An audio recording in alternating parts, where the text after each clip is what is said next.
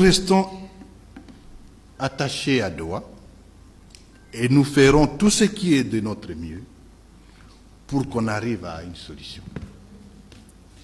À Doha, ce qui bloque, c'est M. Tshisekedi. Nous avons mis avant d'arriver à Doha ce que nous appelons les mesures de rétablissement de confiance.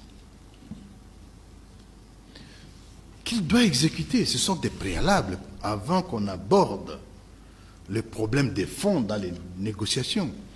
À Doha, on n'a jamais discuté des causes profondes de la crise. Nous sommes dans les préalables. L'Ituri. Même ce qu'on donne pour indemniser les victimes d'une guerre, on pille. À Kinshasa, c'est la ville la plus sale. Notre problème est qu'il est voleur, il triche, il escroque tout le monde. Moi-même, je suis victime d'une escroquerie. Je le dis clairement. Hein? Moi-même, j'en suis victime. Notre problème est qu'il pense qu'il y a des Congolais qui n'ont pas de droits. Et tous ces problèmes n'ont rien à voir avec les minéraux. Notre problème est que les gens meurent en Ituri. Notre problème... À part ça, okoyebisa biso masolo ezoleka kuna na d'autres en 2000 kana tunana sina loba ango mingi. Et puis na lobby ango lisusu ezala yasuka ke atikala jamais ko zoya vote moko. Et puis to lobby ango mtu atangela ki pona yebisa ki ozwi te metopesi yo. Et puis na sina loba ki ezala ki lisumu. Tosalaki mabe pona ko sauver mboka na ngonga wana. Na sina lobaka totaka na kirumba na bibe mutu asala na lisu mutu abwake na ngai libanga ya liboso. Na senga bolimbisi. Et puis pona lobaka non, lokola biso ndo sali masumu ibiso biso moko to corriger yango. Na lobilis.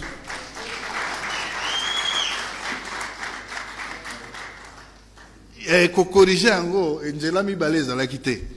Il fallait kuta na bandeko na ngai po bango bazaki déjà pena ba makamzo sali to sangisi ba makasi na biso yango to komi lelo na libération na révolution na confirmer le sous que atikala jamais ko zwa élection na vote moko azal échec na kisasa ba azal échec lelo abi yo président ya seni yo kortia résultat. Pour le président Etienne avec ABC Habitala, il y a aujourd'hui 23%. Moutoy a gagné, Ezali Katumbinde a gagné. Mais il a gagné à 67%. Oh. C'est quoi l'habitant sans libre? Salaboy, Zoaba machine. Bon, tu vas continuer à voter pendant 7 jours les sous. Débat, Bakisi va voter. Pe Babimisi a dit bon, à 73%. Atayomo. Moutoz à 70, moi dans la classe à 73%, lobby nango bitumbe bandi. Te atikala kozwate ata mokote. Et puis toko mboke ko bongate soki tozaka na tricheur, voleur ndenge wana te na mpiani. Yango tozolo. Yami bale ya Doha. Biso tozana Doha. Kawandi nanga. Bonjour hein. Tout mon live na yo. Oh yo ucho sala sikoyo. Mais oui bien, tout ça bien clair pour toi ba congolais. N'habite so oza au courant des bateaux ba olela na est kuna place oyo boto là. Mais apparemment to comme moi nete comme na ba j'ai beaucoup mon pota biso zoba. Omoni yo za censé oza libérateur, oza rebelle mais apparemment na monete beaucoup na ba tiktoker, beaucoup na bino ba influenceur. Comment expliquer que tout le temps, on a Internet, on a Facebook, on a TikTok, etc.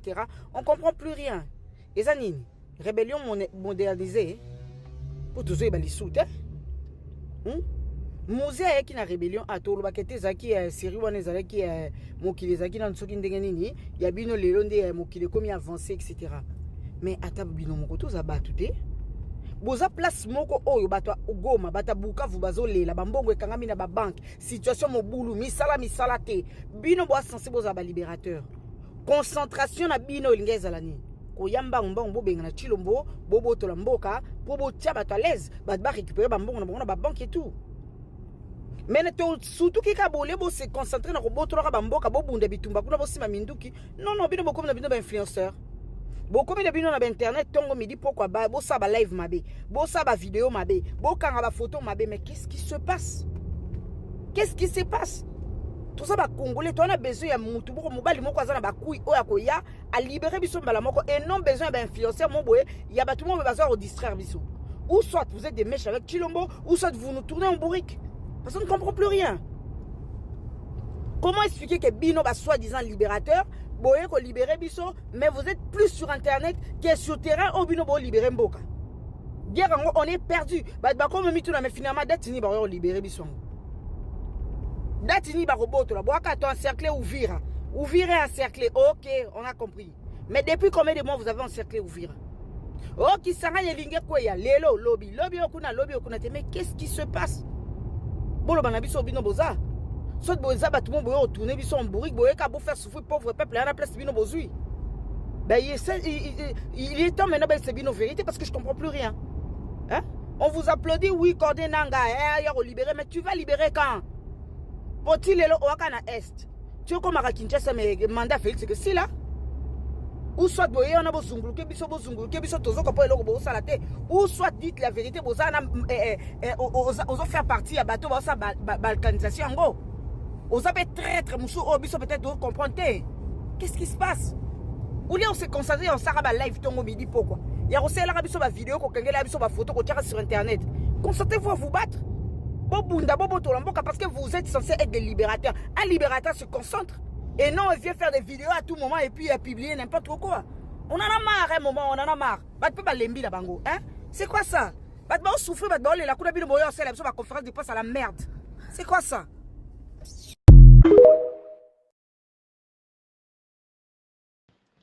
Bonjour, chers membres du débat national. Bonjour, chers compatriotes congolais. C'est Ricky Mongondo depuis Cape Town. Donc voilà, na un sujet oyo ekozala objet ya débat na biso lelo mardi 2 septembre 2025. Ndenge bouti kolanda na vidéo wana notre compatriote Maman Sandra est en train de parler à Corneille Nanga. Azali kotunae question wana est-ce que Corneille Nanga akoya lisusu Kinshasa par rapport na ba comportement oyo ba komiko affiché na ba réseaux sociaux au lieu basa la rébellion ba bazali ko sala ba post bazali minko tiango na TikTok. Elle pose la question ce qui va commis ba TikToker quand est-ce qu'on va libérer la RDC? Est-ce que baza vraiment na intention wana ou bien juste ezali ba biloko o bazali ko yo kanana pouvoir en place pour distraire les Congolais? Donc voilà question on a tout na bino lelo ezali yango wana. Comment voyez-vous aujourd'hui rébellion ya Corneille Nanga? Est-ce que réellement Corneille Nanga a na intention ya ko libérer mboka? Est-ce que baza vraiment na intention ba koma na kati ya ville ya Kinshasa ba chasser Félix Tshisekedi ou bien bazali ko sala juste ba manœuvre pour que bango pe ba koka Korenye na kwena bango kuna dans la partie est? Est-ce que Félix Tshisekedi reste dans la capitale Kinshasa dans l'ouest? Et puis bon, il faut se dire aussi batu ebele bazali pressé to éviter est-ce que zali tactique ou bien stratégie oyo Corneille Nanga bazali koya na yango muke tout en faisant la rébellion et aussi en négociant. Est-ce que zali tactique ya bien tolandine de konabiso la patriote Sandra auti kolobake non? Est-ce que makamwane ko kenda moulai jusqu'à ce que mandat à Félix Tshisekedi et qu'aussi la terre ou bien dengenine? Je crois que nous avons tous suivi cette vidéo là. Comment est-ce que vous pensez? Est-ce que Eloko Alobi ça tient debout? Est-ce qu'il y a connivence d'une certaine façon entre Félix Tshisekedi et Corneille Nanga? Parce que nous devons toujours nous souvenir que non, malgré Corneille Nanga Nenga Zali Koloba, pouvoir ya Félix Tshisekedi Mutu Oyo a Pesaki et Salaki Corneille Nanga parce que lui il était le président Yasseni, c'était aussi par la volonté de Joseph Kabila. Aujourd'hui, d'une certaine façon, Batouana Nyon surtout Bazali Soukoyo Kanate et les gens qui sont en train de payer les prix, c'est nous les Congolais. Donc, quand les Congolais maintenant commencent à s'impatienter, quand les Congolais maintenant veulent que les choses se fassent vite, comment est-ce que vous trouvez ça? Donc voilà, c'est ça l'objet à débat nabiso Otokozala Nayango. Lelo, si vous êtes déjà membre du groupe WhatsApp Débat National, vous pouvez réagir directement dans les groupes. Mais si vous nous écoutez sur d'autres groupes WhatsApp, ou sur d'autres plateformes, vous pouvez nous envoyer vos audios et même vos vidéos au plus 27 62 072 0611. Comme nous ne cesserons de le dire, Débat national existe pour réunir un groupe de Congolais conscients, des Congolais qui aiment leur pays, des Congolais qui sont des patriotes, des Congolais qui ne sont pas des fanatiques des hommes politiques, mais des Congolais qui regardent les leaders dans les yeux et leur demandent des comptes. Donc voilà, si vous écoutez l'énoncé de ces débats et l'amabilité de les partager avec les amis, les connaissances, les membres des familles, pour que les Congolais, partout où ils se trouvent, à travers le monde, puissent participer à débat national. Si vous voulez aussi devenir membre de notre groupe, voilà, c'est très facile. Nous vous avons donné les numéros. Contactez-nous, nous allons vous mettre dans notre groupe et vous allez commencer à réagir directement. Donc voilà, en tout cas, merci beaucoup et bonne journée à tout le monde. En tout cas, Maman Sandra, sa question est pertinente. Les Congos, comme Mobutu disait, après moi, c'est le déluge. C'est le déluge qu'on est en train de connaître. Félix Tshisekedi et son père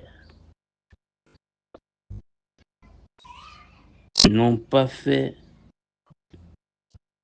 l'opposition pour changer, mais c'était au témoin que je m'y mette. Les preuves sont là, au toi que je m'y mette. Les preuves sont là, Tshisekedi et avec Kabila. Ils sont en train de faire ce principe-là, diviser pour mieux régner. Il sait ce qu'il est en train. Tshisekedi s'est enrichi comme Kabila dans peu de temps. Le Kabila est libre avec son argent. Il manipule tous les présidents africains et tous les Africains. Donc, Nanga, il faut savoir que Nanga, actuellement, il s'est enrichi davantage. Avec le pouvoir de Tshisekedi, ils sont là, ils occupent tout un pays à l'est. Et puis, il y a des minéraux, tout ça. Et pendant la guerre, il y a les vraies affaires, c'est la guerre. Je pense que Tshisekedi, il est de mèche avec eux. C'est comme actuellement, on est en train de distraire Tshisekedi. C'est comme si on est en train de chercher comment Kamere éloigner Kamere. Non. Kamere, il est toujours avec Tshisekedi, il est toujours avec Moïse Katumbi, il est toujours avec Kabila.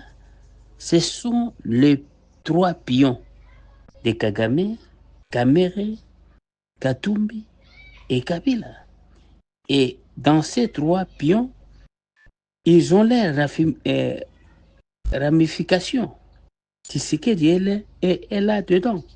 Les Rouberois et consorts, les Nyarugabo. Ce sont des gens qui sont là, qui sillonnent le monde pour perpétrer leurs œuvres. La guerre, c'est les affaires qu'ils sont en train de...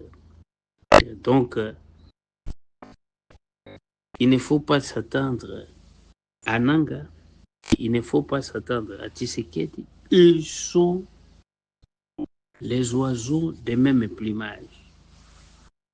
Ils sont ensemble, mais ils sont en train de changer seulement des stratégies pour tromper la naïveté de la population congolaise. Voilà, c'est ça ce que je peux dire. Tshisekedi est là.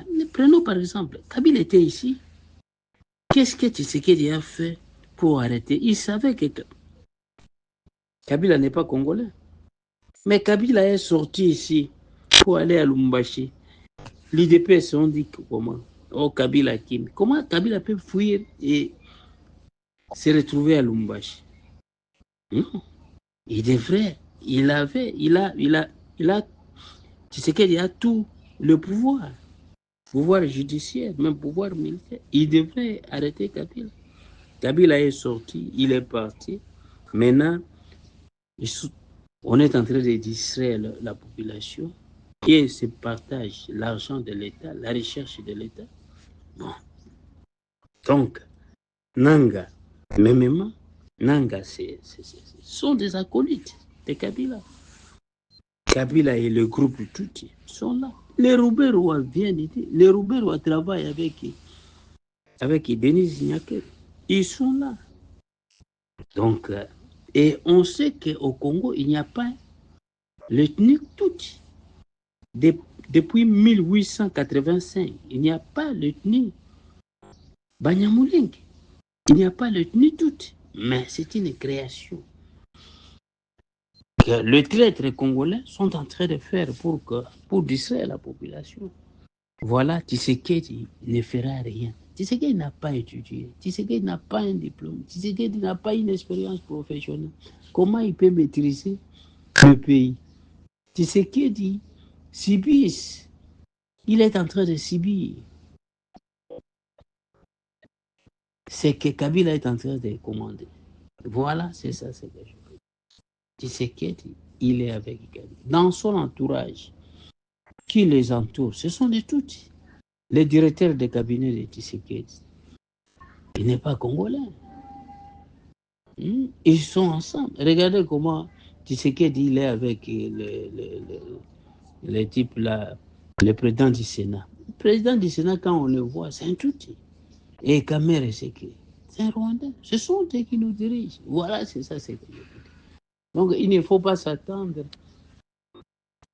Nanga est pris en otage par les Rwandais. Et on est en train de... Salut Ricky, j'espère Nanga que tu le vas frère. bien, toi, la famille.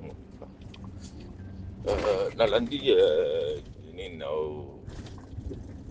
nouvelle en bref, PC rubrique. En fait, on a sur Sandrine, si c'est Sandra, au moins, guerre au bout de ça, en 87, 97, et ça va guerre. On a 2025. Parce que la première des choses, parce que ça, c'était les Américains qui combattaient Mobutu. Mais ce que Félix et Mouraza soutenu par quelques Américains, Nanga P. Azana soutien américain, Kagame Gout Azana fâché avec les Américains. Je pense que les Anans de l'eau, c'est très compliqué. On a savoir que Nanga va comme on a voir Kinshasa. Ils vont peut-être arriver jusqu'à Lubumbashi pour nous affaiblir le gouvernement central. Bon, mais tu sais que les Américains ont confiance dans les Américains. Baba Zobater, profil à batteur complet. Babi qui a un mouton versatile, a un mouton respectant la parole. N'était pas ça, va profil de ragnon. Tout le monde a rasuba. Nous basu bazulu ka mouton, a lire à boy, a linga boy, a belle à boy. Barana profil à mouton bimba. Soza parano, soza débile, tout baby la bango tout sur Félix tout ça. Ozo mon ami. Sauf que na Congo pena mouton malonga azate. Faou c'est un aventurier. Faola c'est un opportuniste. Moi je vais aussi na IDPS. Baba to baza bien te quoi. Ozoma. Wa c'est moi que progresser ndi bombo comment dirais-je ni AFD Moussa progresser c'était quoi? Faut tomber livre il y a Pierre Péan comment Pierre Péan Koufa c'est un éditeur français. A comment va livre belé a comment livre moi carnage en Afrique centrale na la livre on peut. C'était son PDF dans beaucoup de monde en ligne tout ça va nene. Mobutu déjà Mobutu c'est pas l'armée rwandaise. C'est pas l'armée rwandaise de Conan Nazebson. Moi j'ai lu beaucoup d'ouvrages. Les équipes l'armée rwandaise a la capacité on a été il y a déloger Mobutu parce que l'armée rwandaise bah format bango na guerre bah format bango à l'époque na guerre classique té. Bon bah bunda bango guerre guérilla na bango. Zora qui tu peux imaginer Rwanda. Mboka kwa Rwanda ndezaki mukende ngwana. Mais les Rwandais ont fait 4 ans de guerre pour comme à Kigali. Et puis, à Kigali, on va par négociation à Arusha. Ils ont fait des accords. Ils ont Kagame à côté ici, on est contaminé avec le général. Général Moubatanga et États-Unis à West Point. Mais il y a une armée ougandaise, mais c'est un Rwandais tout ça. Général, on est à Kigali, on est contaminé, à partir de Yawana, Ça va bloquer au lieu de la banque sur le nord. Pour basé dans le nord côté frontière Ouganda, dans le sud de Ouganda. Top bloquer au lieu de la banque de quoi na bande. Quand tu vas bloquer au lieu de bande quoi, bah nous quand tu vas minduka, quand tu vas koni wana banini. C'est pour ça qu'ils ont côté arme, côté cartouche, côté cartouche. Les bêtes de l'intérieur va créer panique. Il s'agit que bateau bazaki les colons bazaki des bandades, bateau ya phare, bateau ba intérêt moyen ba phare. Il y a un monde de Kagame, Kagame a bandé quoi encercler Rwanda. Il a attaqué Rwanda tout droit vers Kigali, il y a bandé côté Tanzanie, a encerclé Bamomba et puis a dit qu'ils vont faire Zaïre. Tu as été déjà préparé par les Américains dans la CIA. Moi, j'ai lu beaucoup d'ouvrages. Je me suis dit, il y a Charles Pasqua. Charles Pasqua a financé Bitumba et Mobutu. C'est des Français. Hein. Parce que tu sais pourquoi? Parce que les Français ont exploité Coltan Kala pour Ariane, fusée, et puis pour la technologie de Minitel à l'époque, valise satellitaire, toutes ces histoires-là. Nous savons a Coltan Zahir à l'époque.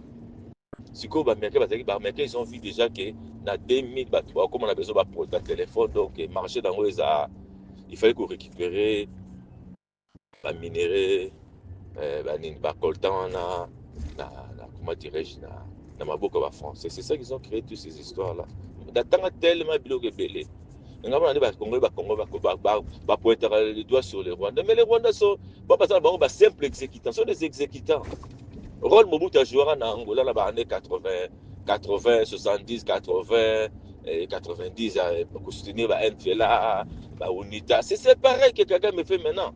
La différence, c'est que base rien na bango il y a UNITA ezaki na bakamina ravitaillement américain sur américain transporteur na bango wana ba C17 wana ba atterrir na kamina ba kotisi logistique on kotiti na ba côté ya ba lunda nord sur ba lunda nini wana c'était ça. C'est pareil avec les Américains maintenant na Rwanda ozomona. Moi, il y avait tout le temps, chaque vendredi, au moins, un pilote américain, Ivoire, la gare centrale, 84. Ils étaient vraiment actifs. Pilote américain, souvent, on a propre, gel, et c'est en coopération militaire, chaque week-end. Même les rapports au monde C17 ans transporter dans mine et puis on a hauteur internet je crois 89 si ma mémoire est bonne là on a comme na kitina tu na bito dina ba mongi ba bosange bo na ba na vola on a petit mot bala moi général tukuzu tukitabo na comme na base papa ça commandé base ya njili papa zo silika zo mais moi si on a wa za ko atterrir na galaxie tu peux battre galaxie no kitana na kamina babi moi songa kitara mabe a bukara piste quoi ozomona kitara mabe on a pena do nga moko nazaki wana ozomona eza ba biloko moko boye eza facilité hein marama Congo eza facilité yango moi ngala ko suggérer eza ba livre moko beaucoup nango eza ya éditrice moko américaine aza la Colette Brackman mais aza ya États-Unis comme mingi do sur Grand Lac comment dit que Colette Brackman a comme Mamba Congo Grand Lac tout ça. Ils appellent une éditrice mort américaine, comme Ami Marambeleka, na Grand Lac Afrique, comme on est Anne Garrison. A comment Maramo, mon chausseur Tango, Babylon no Salara, au Vanani, au Vani Benani, au Zaranzambe, Moraya quoi. Mama Congo, Maramo est très complexe et puis très compliqué. C'est Maramo pesant, c'est normal, je te dis. Si tu arrives dans l'ouvrage, moi, si on a au tal Mamba Congo, mon cher, au tal on a lu sous Moussou. Ils ont normalement à comment un livre mort dernièrement. J'ai vu même un Katangela, comment s'appelle encore le monsieur Aigle des colleuses et des choses comme ça. Il a expliqué, hein. Moi, par exemple, on a dit c'est vrai, l'élection Félix n'a pas expliqué. Nous sommes allés au comprendre qu'il y a un goût sur roche, quoi, quelque chose ne va pas dans le Congo. C'est normal. C'est normal. Mais les Américains, ils sont basés déjà besoin de Félix Pessousté. Et puis, dans le comment ça s'appelle Donald Trump a dit que son mandat n'a pas été aux arrêts de glissement. Il est là, il est sur la montée que Trump a dit que démocrate. On a dit que Kagame, confiance en Kagame, un Congolais. Mais non, ils ont des profils. bato bazana bureau d'études bavanda bazo solo là et puis so ba comprendre ba bengi ba belge pour ba belge ba biso bien quoi ozomona Félix il a fait des dégâts azomona ngote mais tanga okende taba audite banda mais ça sera terrible yeba okanga je te dis et puis pour nga la mona na angle aussi mona sama manzambe kwa nzamba ta esi bino comportement ba de kona biso na bazara comportement mo boy et ça bien te quoi il y a un monde bazo sueka échec c'est échec ah ça ne lo monte atika na 2 ans non ça est l'autre ah ça est l'autre monte depuis Mamba Kabila Rwanda là comment on entre parenthèses les hommes vraiment ils sont très compliqués avec les enfants de Kabila bagina kinoa so ba Ibrahim ba tout ce monde là mais bango babi baba na Kabila mais besoin la photo mon papa na binoté et puis Kabila n'a jamais vécu au Congo depuis 60 je pense depuis 60 62 comme ça asara ba rebelle ba ba soumis à l'Ouganda na est atika ya Kinshasa abote bana na RN même Joseph Kabila il a des photos tout que na ba émotion te o ma mungwana ba te ngwana za il a parole d'évangile il faut tous un moto raisonnable d'une manière factuelle scientifique quand même tous tout temps quand même malgré tout ça ba doctorat quand même ngwana sisi que Kabila za Rwanda mera na belema ba eleme zate azu photo ya Kasongo wana so Kasongo wana ancien ministre ya wazana sereba ya ba soumis alors na tie wana mais c'est ça o politique kanambe ça c'est aussi Adrien Kanambe ça c'est du n'importe quoi et puis ba vidéo pe ya mutonga bima ba chango azaki ministre portefeuille à l'époque ya ba gouvernement ba moleliste wana mengona lobelo remonter ben les mes zate photos zate ma ndeko nanga et puis Félix ça na pouvoir c'est ça na maboko na affaire ala ba tundu ala ba tamakasi na wata CNS conseil national de sécurité bon là nous avons empêché ba créer commission mo ba tinda ba esprit mo ba kende ti côté place Moussa Sala parce que même Moussa la Tanzanie il a fait pas les noirs que Joseph il y a Laurent Désiré Kabila on a comme so Franck so na nyona bo c'est ça mama comment c'est compliqué il y a Kabila les arbres énigmatiques pour nanga quoi tout le monde va Rwanda comment entre parenthèses parce que peut-être il avait exécuté parce que lui il avait 29 ans et puis bon tout que dans la logique mot scientifique comment il a pu parler à l'oba français facilement attends à l'école française il y a aussi un anglophone de pure laine Kaka il est capable de parler français Kaka il y a le barat Swahili il y a Tanzanie et puis il y a le barat anglais là-bas il y a Tanzanie tout le monde tout que dans ce côté là il n'a pas makambo ça n'a sens ou asa Rwandais ngablo wana ndimana on susté parce que na mona ba élément exacté papa na maman na photo ça la raté loko moko te ba photo na journal Laurent Désiré Kabila il avait même pas 4 ans et belé mususu il y a 4 ans il y a 6 ans quand même tout ça non logiquement mais ba o so disait ba Etienne Kabila na ba ça la photo mona Laurent Désiré Kabila te puis ba botama bibana Moussa a été chassé complètement en 84 parce qu'en 80 quelques aïba or ya côté ba moba na kenda oteka na Tanzanie par après Mobutu c'est là que ba commando aéroporté avec général comment général akufa général Mukobo ozomona et puis par après azonga susute tanga azokara na Bitumba na ozomona mais par après Joseph Kabila c'est un Rwandais boyebo ngablo wana na ndimana on susute parce qu'il y a un couple mais sur est-ce que ça va bloquer sans cité ba encore na ba mona il Félix azoko accusé Kabila yaki na Goma boybo mais tant il y a RCD Goma c'est pas qu'il na Kisangani tu te rappelles plus de ça c'est là que parade militaire à l'époque il y a général Obanan général Kayumba bazarana kuna na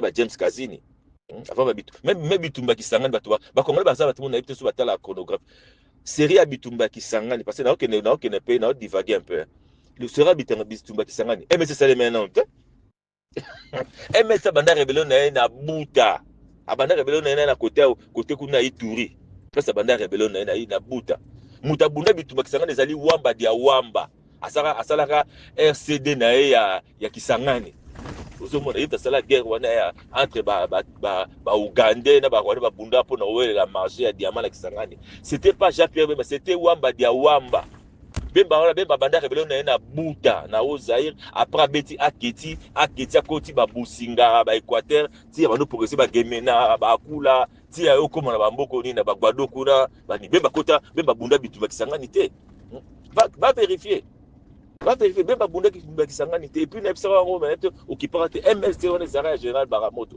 bemba zara porte-parole na ba il y avait j'ai vu un Gwandi comme ça ba de expliquer mais batu luka batu bazara so besi ngo likambo ba si ngo ya ngwana balingo changer na mitu na bango te MLC ezaka général Mavwa Baramoto Nzimbi na Mukobo na Eluki baonde basalaka MLC et basalaka babenga Front National pour la Reconstruction bazalaka na Uganda mutazaka interprète na bango ezalaka garçon nani mona moi Gérard Baramoto abala mona Kikunda aujourd'hui babengaka so colonel itazaka interprète on a mosinga so ba négociation na Kampala na TB wana ozomona mais bato vraiment le bao bitubakisanga c'était pas Jean-Pierre Bemba c'était Wamba dia Wamba na ba ondekani ba bundaka wana et c'était l'armée ougandaise contre l'armée rwandaise mais l'armée rwandaise terrassa armée ougandaise ba bomba plus de 18 officiers il y avait un colonel Ikondere oazeko c'est la sécurité ya Wamba dia Wamba akufa chef de sécurité ya zaki général moya Uganda akufa na bitumbana c'est ça bato ba makambe bitu ba kongole ba makamu bato pe ba makambale ka baloba vraiment te bato baloba ba ngulu te kaka pona ko sepelisa biso akene ngulu pona waya ko kanga Kisasa lobi kuna bato bakufa en désordre azana devoir moko ya peuple ya ko batela bomo ya ba peuple congolais. S'il faut se mettre debout, il va se mettre debout. S'il faut y aller, il va y aller. S'il faut s'arrêter, il doit s'arrêter. Oh, pas au sala. Nabato à côté kuna, eza peka malam pona mboka. Ako kota na sentiment na bisote, kaka po se pelisa bisote mona nanga bando kota zamba en désordre batba kufa makile tanga pona se pelisa biso po akanga kaka Congo. Akanga kaka Kinshasa. Ava Kinshasa koya kuna pesa bamboka. Kuna pea eza bamboka. C'est de ça qu'il s'agit. Kuna pesa bamboka ba wana bavani kuna pea apeka ba Kongomani.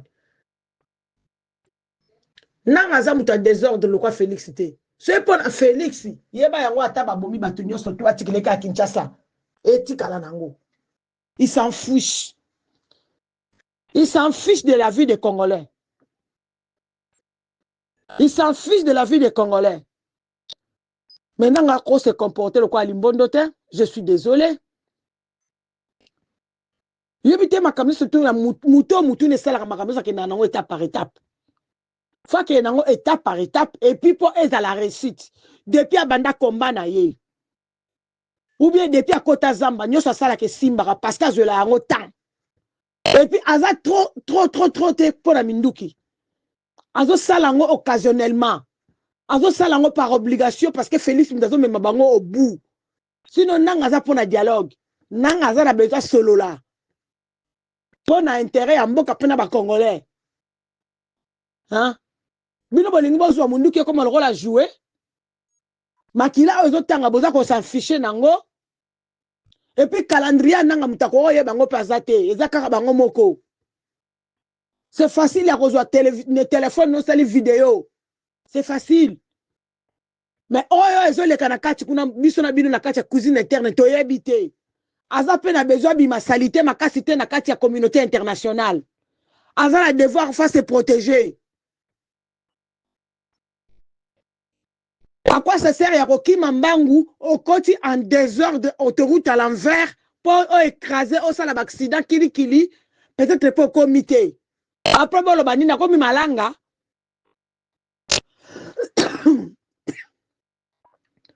Bolingi bobo misananga lokwa malanga. Mais non. Oh ya sali, bomoni déjà. Muto ne sala ka applaudir ye. Makila ezanga ka kotanga te na kati ya révolution ou bien na kati ya rébellion. Yango no zomona makila ezotanga na ba mususu. Pe ba teti o bazoya pona bokobundisa ye. Mais azana intérêt ko bomba ba congolais te. Bino bozomona ngo eza facile ko longwa kaka mbala bako akiti Kinshasa. Bokanisa ngo zali pana nguba. Bobi mitu boni ekekweya. Mitu boni ekekweya na se. Ana tina nango te. Là na eko répondre na yo mama Sandra. Na biso na bino tozana besoin libération ya mboka Congo. Mais yeba ngo kezali pana nguba te. Eza vraiment li pana nguba te. Tozwa mitema na soto kanga yango totalela ye. Yende mutazana na commande. C'est pour na Félix. Ata babomi ba congolais nyoso tout. Irati le karabokonzi. Mais nanga za bongo te. Ceux qui ba congolais on nyoso tout ya Valérie Basili. Lobi akoya ko konza banani. Au cas où pona na alobela biso te ke yemta ozana mutu nango. Au cas où yemta ozala wana. A konza banani. akonza banani un vrai parent alataka souci bolimisanga alataka souci ya libota ya bana na ye okoki kosacrifie bana na yo kaka te mpo na basentiment na yo soif à pouvoir soki eleki okodekoni okosala n'importe quoi soif à pouvoir soki eleki okosala n'importe quoi akoki kose permettre te raison pour laquelle nanga azozwa temps na ye nyonso comme il est faux akoki kende kibudi te mpo makili oyo ezotanga eza ya bandeko ya ye moko bacongolais tozokoloba na félix awa kaza na susi ya bacongolais te siko bolingi mpe ndanga mpe abanda kokende kala makambo ka bongo azanga susi ya bacongolais banda quel que soit le temps qu'il a pris mazokoka kokende na baréussite ata soki bato bakokufaka bakufa ya moke me bazala ya ebele te na kati ya bitumba ya banzoko banani bamonaka pasi eza matiti peuple aza lokola matiti na kati na bango félix azomema bango ntina suka po epesa bango kakanda moi je félicite nanga na ndenge azozwa patience na ye le temps qu'il faudra soki akokomaka soki mpe na 2030 on s'en fout l'essentiel un jour congo ekozala libéré mais bana mama congo bakufa en désordre te toza na besoin tomonaka makili etangaka ntango nyonso tout c'est quoi ça bokomi komema mutu ntina stress nga nango ayebi calendrier ananga nde tozali awa memi ye moko félix kutu ayebi ta calendrier ananga te ayebi cahier de charge ananga te tosapese mwa moke toyebi ke souffrance ezali peuple de l'autre côté azoniokwama mais même la Bible nous dit chaque chose a son temps il y aura un temps souffrance on est comme à la souka biso so toza na besoin Congo ezwa développement ezwa la libérer mais il faut te bandenga ko sala makambo ngo po ezala la réussite ya kitoko po peuple surtout o arotika la kwa ko sepela na ndenga malamu hein na nga ko supporter que ba ye ko libérer mais au père de moi na moko boyeka na kati ya bambrouille ça peut nous arriver mais ezala na intention ya mabete c'est ça ce que moi je dis ou je voulais vous dire et c'est parce que compréhension à Moutou. Dans l'équipe. M23 AFC, ils ont un programme. Ils ont un programme. Et le coup baza ko baona OK do ya kwa na nini na Kinshasa. Ce n'est pas leur but. Je ne sais pas combien de fois il faut na ebisa ta lo baisu. Okoyo kama na discours ya danga. Sanga za ko balika mwa batuti. Donc, pourquoi il faut que vous allez remarquer que c'est la seule race où il y a un problème dans la RDC. Tout ça sur les 450 ethnies. Kaka moko anayaba tuti kabatu bazalaka na problème. Et puis problème ngo bayaka ba revendica elo ba revendica tout monde arrêté. N'époque Mobutu basimba mando kita. Pourquoi? Parce qu'il y a le Rwanda derrière. Et le Rwanda, comme il a pris goût, dans la promesse, nous sommes Kagame, nous avons ça là, on état modèle, vous êtes tout basa kana programme là, on peut comprendre le programme, mais tout y wana, ezalaka vision. Ya kigeri, so kigeri, Rwanda bango moko ya badini ya obake, il faut construire l'empire yiba tuti. Empire na il faut dominer. Donc, akonaka nzete moko boy, na Kigali. Akonaka nzete wana kona babenga yango babike no la vision soki expansionniste kombo nango na Kinyarwanda. Donc c'est dire ndenge ezalaka bango barevaka kosala empire matuti.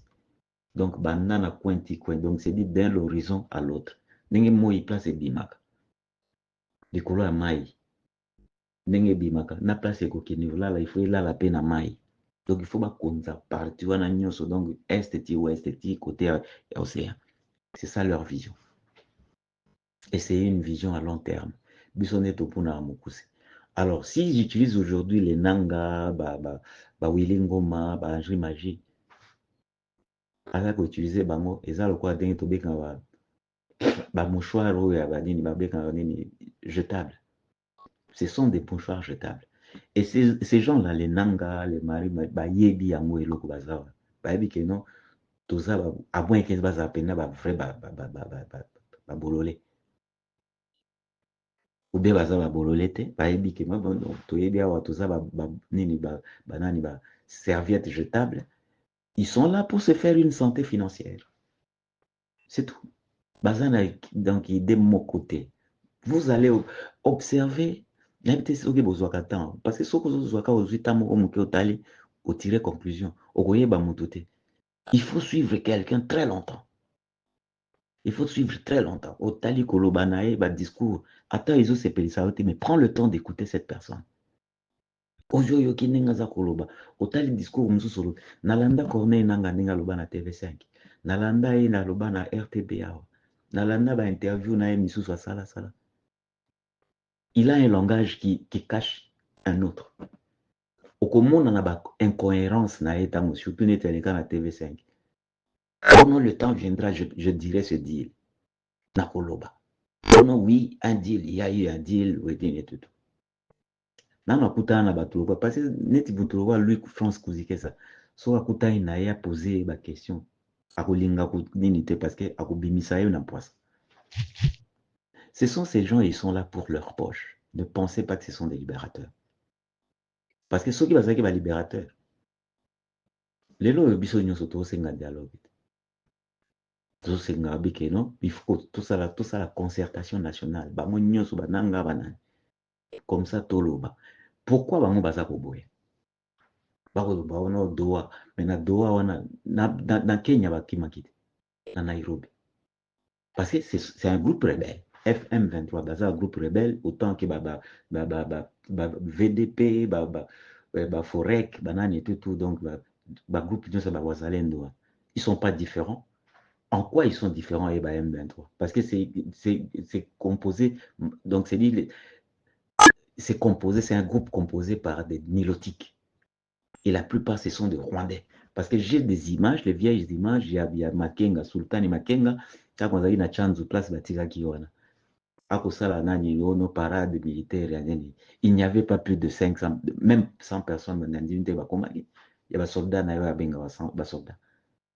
y avait pas plus de 100 soldats. Tant que ngumba na chance. Ba image ezali, azaki na soldats mingite. Mais si vous êtes belé, vous êtes belé, vous êtes et puis tous des nilotiques. À part, bisusu bazako voile bon. Okomona soki bazako tala. Uboni naza mutu naza mutu mo fouine, naza trop curieux. Et quand je regarde une image, au moins ata mo wili ngo mazako au moins bato batele no moi ta musu misusu. Ba o bazana ba faciès wana o ya ndonde to ba ka faciès. O ya compliqué on a très souvent au moins ata so bimisa benda e koti kiti. Elmo bazaka peno zo mo azo kimisa elongi. Ba kimisa elongi po ane. Ce sont des consignes. Moi, ce qui m'énerve, c'est qu'il va arriver avec des personnes qui ont une double nationalité. À ça, les problèmes, là, Congo, ceux qui commettent problème, on béba bonimo kangaya kimi na Rwanda, à la zone rwandaise. Le quoi, oh, mususu Bosco, nani, ceux qui nani, Bosco Taganda, la Bosco Taganda, bah, oh, mususu, nani, d'abattoir. Makamune to boya, moi. Donc, les Nanga batika yabiso ba distraction, s'ils veulent vraiment réellement pour libérer Boka, bah, mais ma troupe na bango, bah, qui kubandana na yakoma. Ils peuvent aller démarrer, bah, Mobondo baza, il peut s'allier aussi na ba Mobondo. Bah, frontière na biso zaka fluide, akitine ka na Brazzaville, bah, solo na Sassou, bah, ko coopérer. Baza pe na besoin sur la terre, bah, kozwa ba troupe na bango kiti ka na mai malem beti, so komi na niveau ya ba bolobona. Ils peuvent venir dans le fleuve, ils débarquer, ils attaquent Kinshasa, histoire ici, si c'est des vrais libérateurs. Ils savent ce qu'ils veulent. Leur organigramme, ils ont récupéré, c'est-à-dire éliminer toutes les oppositions, ils allaient pour empêcher que Minembwe comme État autonome. Et c'était dans le programme Yaroubé Rwatango a déclaré Minembwe commune rurale. C'est là où est parti le problème. Alors, ce qui monte au cerveau, il faut pourquoi déclarer Minembwe ou ils ont par rapport à Maluku. Obe maluku. Kingakati ezalaka na kati ya maluku. Tala munene ne kingakati ezalaka. 18 mètres soki nani 18 hectares. Ezalaka na kati ya maluku. Bosoko tali kabaka ta ya maluku wana ba déclarer yango commune rurale te mais kaka Minembwe. Et puis Minembwe yango ezalaka bango. Et puis pourquoi bango ba militaire na bango balingaka kozala dini militaire okozalaka te na esika na yo. Na loi militaire ezalaka ndenge te. Ba permetaka bango. Pour militaire akoki s'habituer na population moko boye te tribu moko boye. Na loi militaire abenge ndenge ba armée nyonso ya mokili ezalaka. Yango komona époque ya Mobutu. Il y avait des soldats où bazaki ya badini ba komona ba famille mosusu mwi ba famille otala zo ba Swahili. Moko yoka komo boye a Mukongo. Otabi mais ozolo ba Swahili kitoko Mukongo. Ozolo ba Swahili ote kasi musa soldate. Pona nini baza o permite. O Mukongo o armée ba Kongo batindi bango na Katanga. O ba Katanga batindi bango na Équateur. O bati Équateur batindi bango komona mutu ya Bungala azolo ba Kikoko danger. Parce que bazali ko permutation. Mais bango ba Nyamulenge wana soit disant ba Nyamulenge balinga bazala ka côté wana pourquoi? Et neloko na bango ya doa wana azoba ko ba pesa bango contrôle ya nani 50% ba place nyonso ba zone ba occuper il faut bazala 50% mais pourquoi dans quel intérêt? C'est ça le problème. Kati kaka na l'équipe mulaye mais bon, désolé. Bonjour bandeko. Vraiment ezopesa pasi. Bato bakomi na groupe koloba on dirait bakomi kaka bajali oyo toloba ba fanatique. Groupe ekomi kaka so oyo akomisi nanga te, oyo akomisi Kabila te, oyo akomisi Tshisekedi te. Donc ekomi kaka ndenge wana mpe bato mosusu bazoloba avec force na kokumisa bato na bango. Mais tous ces gens-là ce sont des criminels. Ce sont des criminels bango nyonso fo justice asimba bango ata oyo asengi pardon. Pardon tolimbisi mais justice pe ezali te. Justice fa azali. Justice fa kanga bato wana nyonso wana. Oyo bosala bango ba publicité wana. Este wana eza ndako ya Kagame. Nanga za terrain moko ta kozwa ba Rwanda na este wana abanda rébellion koto wana muta banda histoire depuis longtemps. C'est Kagame. Et moko to basala discussion na Museveni bango ba président qui est nanga. Soka yeka kosawa massacre mboka te. Vraiment bakongo msubo tozo bimonde tozo lia ba mbongo bato wana. Ba chaîne oyo eye pona éveil ya conscience ya peuple congolais. Botika kosela biso ba publicité bato ba oboma peuple na biso chaque jour. Mpona ba raison na bango. Ba deal na bango après lobi bat bakufi bobimi bosengi pardon. Non, ça ne se passe pas comme ça. Après pardon la justice.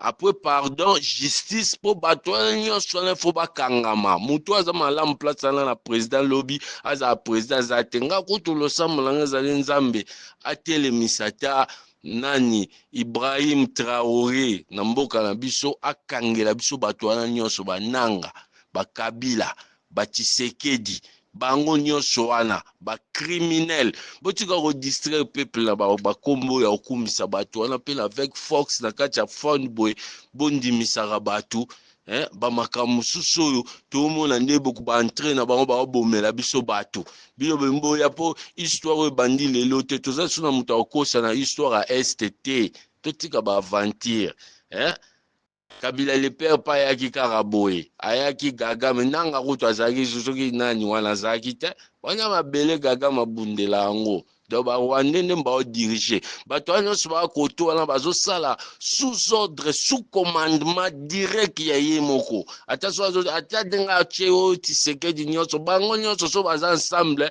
on s'en fout mais bazo sala sous commandement mutu wana mutu aza libanda na kati ya corps aza libanda na kokima mutu wana zati tout ça tout la mutate veille à congolais please tout chata ba veille conscience to lukandeni toko bimata ndeke to tika bakomba okumisa batu wala to bimata congolais lia face telema lia face kanga face botika ba olanda ba biloko ba msu ba futa bango sans blague po ba commentaire msu zo leka wana kati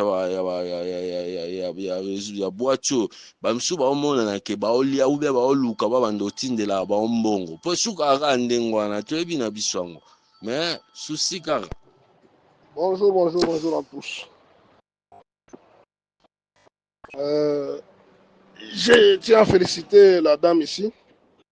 Si c'est madame Sandra, je pense, si je ne me trompe pas le nom. Elle a bien recadré. Elle a bien recadré, parce que c'est partout on attend ça, on attendait tout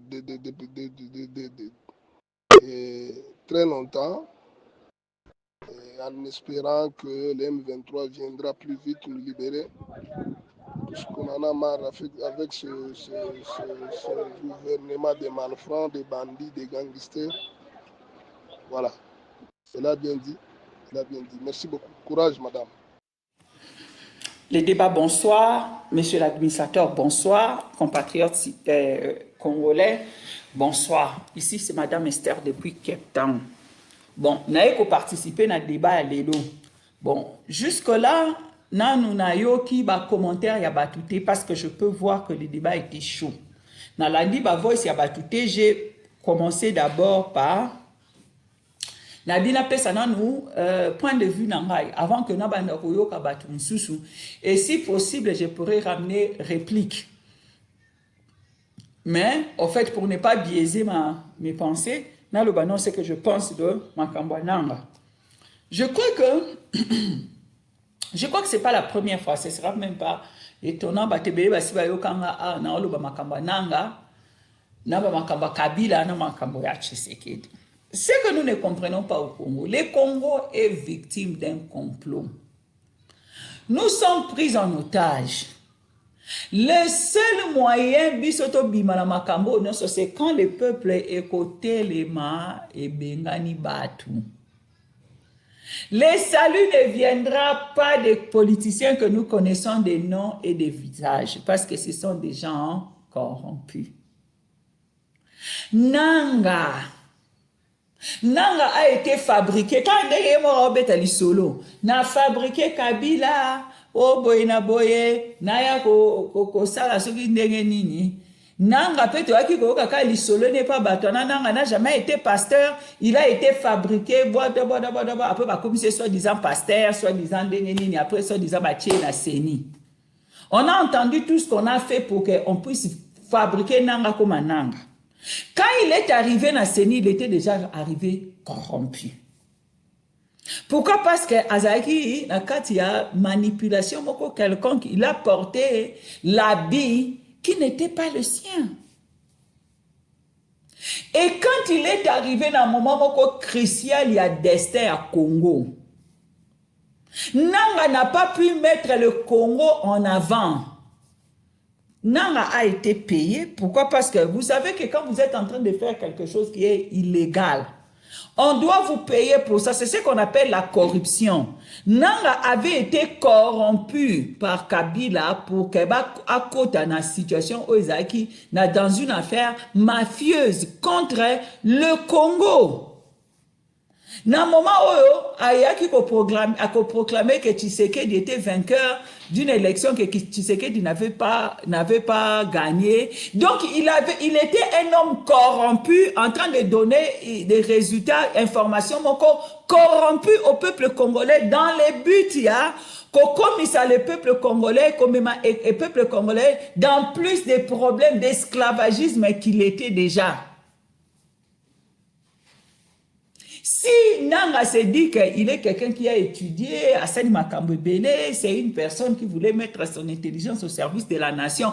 Le Congo avait plus besoin de Nanga quand il s'agissait de proclamer des élections qu'il en a besoin maintenant. Si au moment où, le moment crucial, là, quand il fallait que Nanga aloba lidloba oe kokaki aloba les vainqueurs c'est Fayoulou, il ne l'a pas fait. Qu'est-ce qui dit qu'en ce moment que Nanga est en train de faire quelque chose de bon pour le pays? Qui a bu boira. Qui a volé un bœuf, un œuf, vole un bœuf. Hein? Et qui n'est pas fidèle aux petites choses ne peut pas en être aux grandes. Et il n'y a rien de nouveau sous le soleil. Je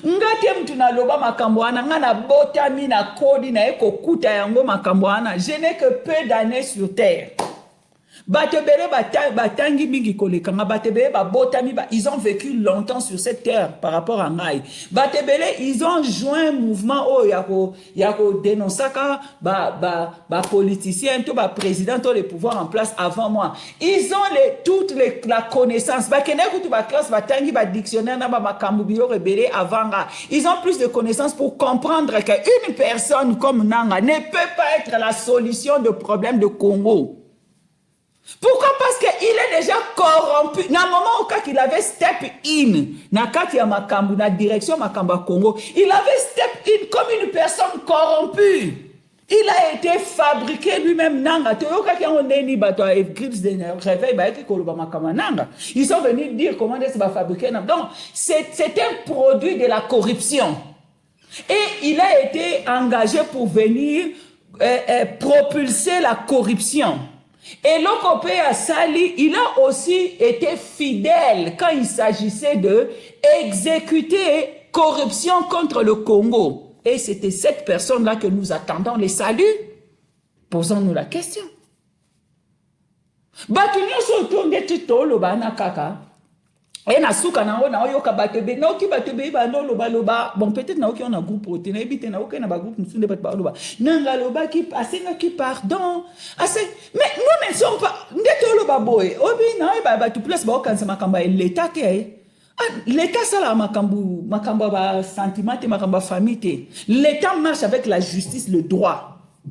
L'État marche avec ma institution. L'État marche dans ma cambouana. L'État zora ma cambouana sa liboso. Unité de mesure. Comme ça, tout le monde qui est dans le pays et qui dirige l'État est mesuré par rapport à l'unité de mesure. Pour qu'on évite ma cambo, pour qu'on évite Babiloko babengara État bananière. Nanga ne peut pas dire pardon à l'État congolais sans passer par la justice. Nanga ne peut pas non plus dire l'État a pardon sans passer par la vérité. Où est la vérité? Baébi commission à vérité et réconciliation. Est-ce qu'ils connaissent ça? Est-ce que tout le monde l'État a dirigé ma bateau non,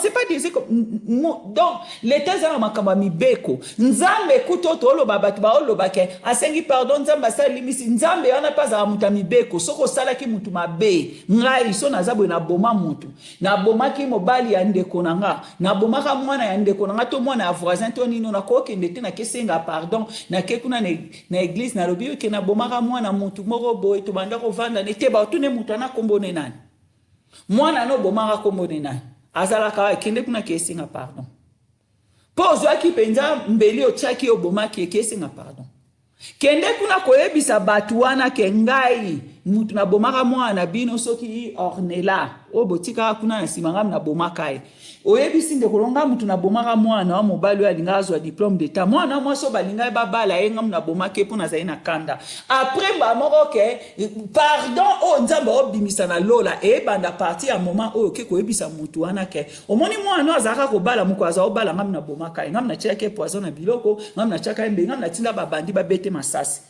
nanga ne dit pas la vérité. Soki toyoki totuni nanga lobi totuni vérité ya makambo eleka na élection ezawapi alingi kolobate. Soko tuni Kabila vérité ya makambo eleka na élection alingi kolobate. Otuni Tshisekedi vérité ya makambo eleka na élection loba yango alingi kolobate. Pourquoi? Parce que la vérité la profite au Congo. La vérité là ne va que profiter au peuple congolais et au tout le Congo entier. Ils veulent dire les choses qui leur profitent à eux-mêmes. Quand on reçoit le pouvoir c'est pour servir. Ce n'est pas pour se servir. Quand on a le pouvoir, on devient serviteur des autres. Ceux qui ne comprennent pas, ils ne comprennent pas encore le principe de leadership. Et quand tu ne comprends pas encore le principe de leadership, tu ne peux pas leader le peuple ou quelque chose ou des gens vers un futur meilleur ou les succès. Makambo kana oloba ya mukie bo mwana ki na ba détails ebelete pour ne pas prendre beaucoup de temps, c'est simple. Na nzete ya kopola balobi nzamba lobi ke botala bango na banzi na ba fruits o ba ko produit makambo ko produit ekozala mabe eloko so eza corrompu depuis na racine et robota mabe et robimsa mabe nanga abima mabe si il voulait se rattraper à se laver na makambo il devait venir nous dire la vérité.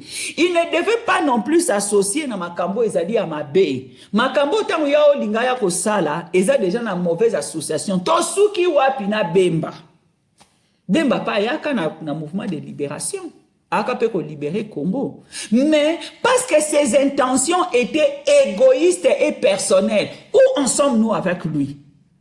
Nanga est en train de reproduire Makambo Bemba Salaki.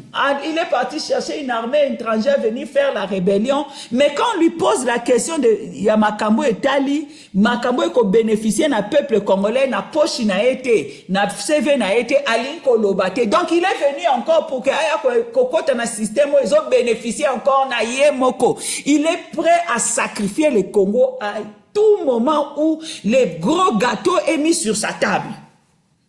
Et c'est sur ces gens-là que nous voulons reposer notre espoir. En tout cas, merci beaucoup. Notre débat d'aujourd'hui vient de finir. En tout cas, merci à vous tous qui avez participé. Merci surtout à vous tous qui avez pris votre temps pour nous suivre. Donc voilà, chaque fois qu'il y a likambo salama na kati ya mboka, toko tia yango na débat mutu na mutu akope sa point de vue na ye. Yo pesoko lingi okoka ko participer na ba débat national. Le numéro est en train de s'afficher là-bas. Benga biso, soit so lingi kota na kati ya groupe, to kota na kati ya groupe na biso débat national, soit pesoko lingi banaka koza ba sujet pour pesa ba point de vue. Nous avons besoin de vous. Nous avons besoin des Congolais partout bisika o nyoso yo ozali kolanda biso exercer démocratie na yo. Participer na débat national. En tout cas, to sengi na bino bo s'abonner na chaîne YouTube na biso Annonce Congo TV. Surtout aussi to sengi na bino bo koka kolanda site internet na biso là où to tiaka actualité à RDC uniquement en vidéo. To tiaka pe ba annonce ya business ou na kati ya RDC. Donc voilà, si vous faites les affaires, soko lingi ozana visibilité, contactez biso, le numéro est en train de s'afficher là-bas. Toko comme partenaire et puis toko faire connaître business nayo. En tout cas, n'hésitez pas à liker cette vidéo, yako partager yango et surtout les débats continuent à YouTube na espace ya ba commentaire yo motolanda ki ba makambu oyo. Si vous avez quelque chose à dire, voilà, kene na section ba commentaire, sala commentaire nayo. En tout cas, merci beaucoup et bonne journée à tout le monde.